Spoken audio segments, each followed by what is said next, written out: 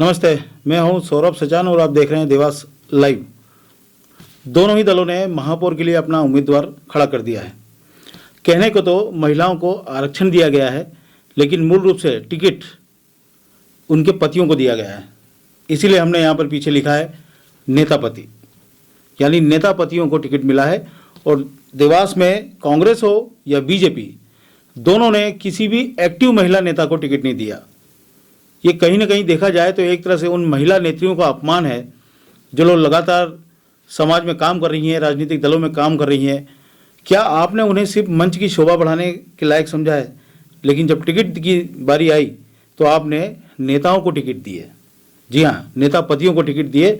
और दोनों ही दलों ने ऐसी गलती की है जिसका खामियाजा देवास के विकास को भुगतना पड़ेगा। क्या ये गृहिणियाँ, जो महिला गृहिणियाँ हैं, क्या महापौर जब बनेंगी तो क्या ठीक से उस पद के अनुसार, उस गरिमा के अनुसार काम कर पाएंगी? दोनों ही महिलाएं इतनी सीधी हैं कि ये खड़े होकर भाषण भी नहीं दे सकती, ऐसी स्थिति है।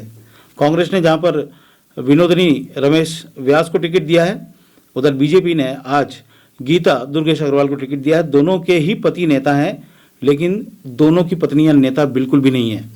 ऐसे में बीजेपी की खींचतान खूब जम के सामने आई।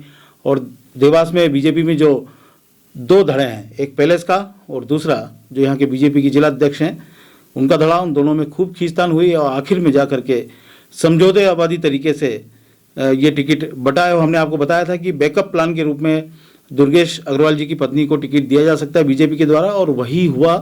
और ऐसे में कहीं न कहीं जो युवा नेता काम कर रहे हैं या उनकी पत्नियां काम कर रही हैं, उनके साथ अन्याय हुआ है। और बीजेपी हो या कांग्रेस हो, दोनों में ही नेत्रियों की कोई कमी नहीं है, लेकिन उन सबको अब घर बैठा दिया गया है।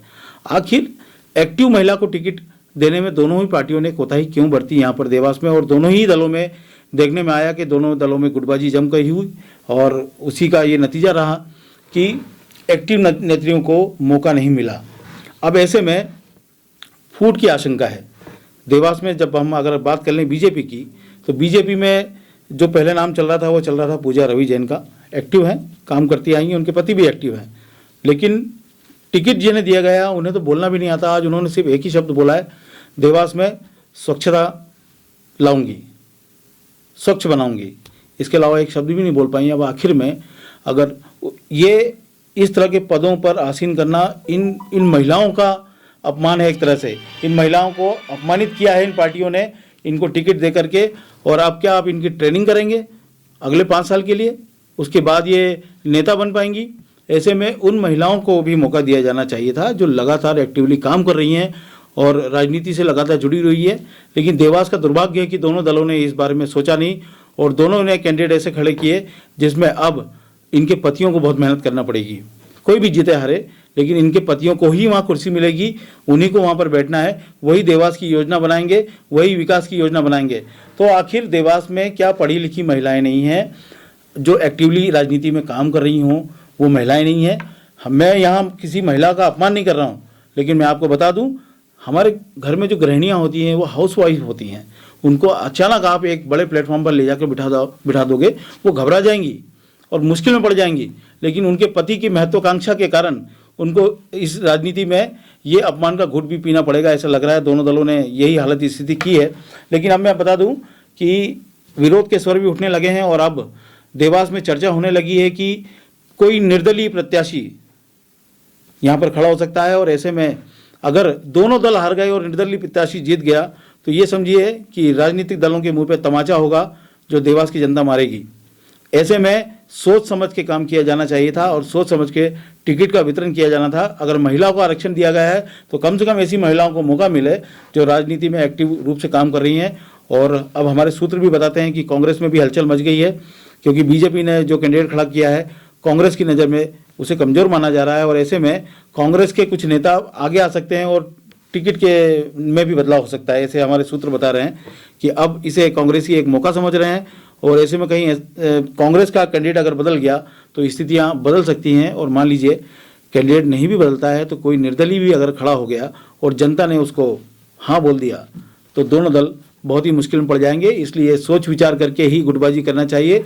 और राजनीति में महिलाओं की शुचिता को कायम रखने के लिए ये बहुत ज़रूरी है कि ऐसी महिलाओं को आगे लाया जाए, ऐसे पदों पर बिठाया जाए जिन्हें काम करना आता हो और जनता की वो सेवा कर पाएँ।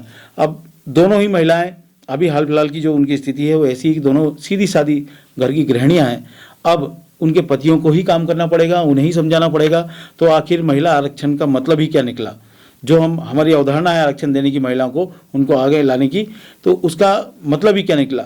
अगर इन नेता पतियों को इतनी महत्वाकांक्षा थी तो पहले ही से ही महिलाओं को आगे लाना था, उनको राजनीति सिखानी थी। अगर वो राजनीति कर रही होती, उसके बाद टिकट मिलता तो निश्चित रूप से जनता बहुत ही उनका स्वागत करती। लेकिन हाल फिलहाल में दोनों दलों की स्थिति बहुत खराब है और आपको ऐसे में बड़ी राजनीतिक हलचल 18 तारीख के पहले पहले देखने को मिल सकती है। आपकी खुद की राय क्या है? दोनों दलों के चयन के बारे में मैं पूछ रहा हूँ, आपकी खुद की राय क्या है? आप जरूर कमेंट के माध्यम से हमें बताइए, क्योंकि ये हमारे देवास के विकास का मामला है, हमारी लोकल पॉलिटिक्स का मामला है। ऐसे में किसी को थोपा जाना, यहाँ पर जनता उनको भारी पड़ सकता है।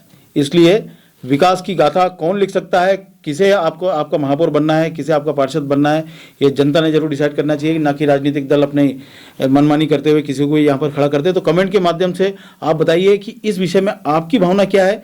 क्या जैसी भावना हमें महसूस हो रही है वैसी आपकी भी भावना है? आप जरूर बताइए कमेंट के माध्यम से। और वीडियो कैसा लगा इसको लाइक और शेयर जरूर कीजिए। बहुत बहुत धन्यवाद।